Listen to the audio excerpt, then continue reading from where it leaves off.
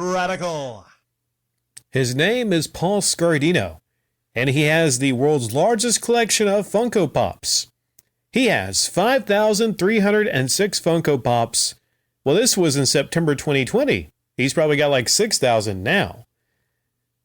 So, I'm reading the comment section. And one comment that pops out is, well, he looks kind of like the guy that would have the largest Funko Pop collection. I don't know. I mean, people might say, Rick, who are you to judge, right? I mean, people get awarded things for having the biggest comic collection in the world, biggest movie collection, biggest video game collection. Who are you to say, Rick? Who are you to decide what is crap and what isn't crap? Well, I think Funko Pops are crap. I just think they're crap. And in a future upload, in an upload where I talk about maybe ways that they can be improved upon, I will go into great detail on why I think they're crap. I mean, to have a collection of over 5,000 of these, number one, it's a good thing that this guy can afford to have over 5,000 of these. I would say, Paul, you might want to sell while these are high, okay? Because they will be a crash. Paul, there will be a crash. Maybe it's not about money. Maybe it's not about the value. I get a vibe from this guy that he's actually not collecting these for the value. He just really likes them. And he wants to collect them. It started out, I think he had Spider-Man and Hawkeye. And, people can get addicted to things. Tattoos, for instance. Starts out with one or two tattoos. And then you get addicted and you have to keep getting more and more and more. The thing about these Funko Pops is, I just don't see the appeal to make you want to keep collecting and collecting and collecting versus other things. Something like Todd McFarlane figures, for instance, right? I mean, I don't know how much those are. Are those like a little bit more than these Funko Pops? Because these Funko Pops are what, like, around $10, something like that. $10 for a little, like, they're billed at 6 inches, but there's no way they're 6 inches. They're like closer to 3 inches. They're really tiny, just, fit in your hand, But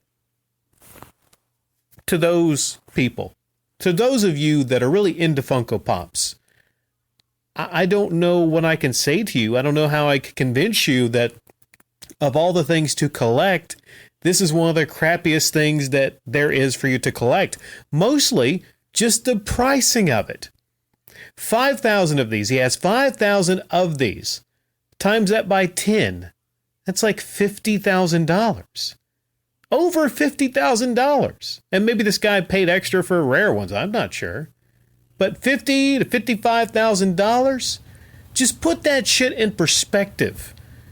These right here. I mean, what kind of person would spend that much money? Whether you have a lot of money or not, that's really not the point. But, at some point you got to look at the value of actually your money.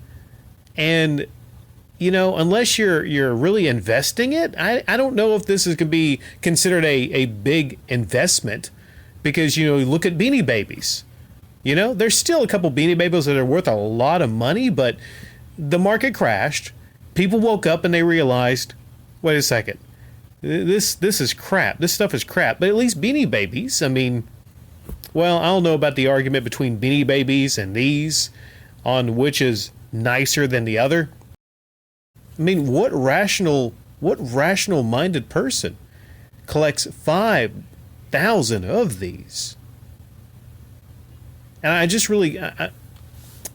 And I'm a guy that, has collected things before. Like, I've collected video games. I've collected comics.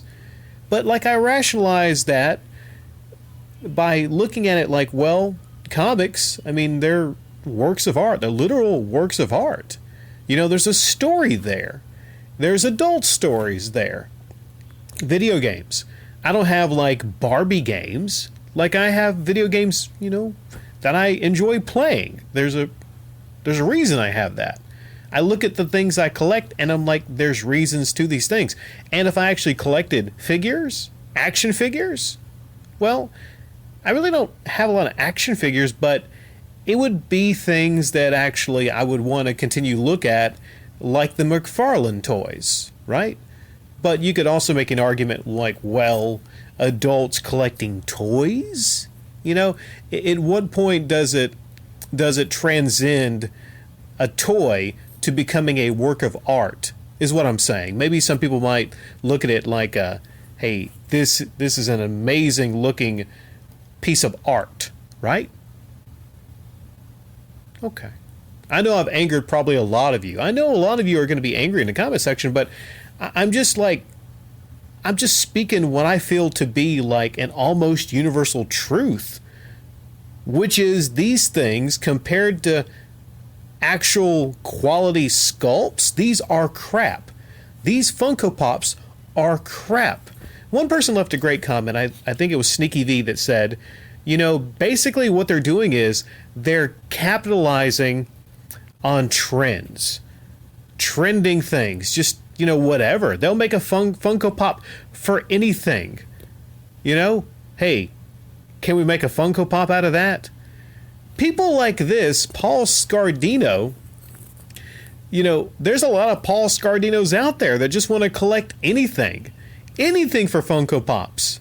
Do we really need, like, Funko Pops for every person that was on The Office?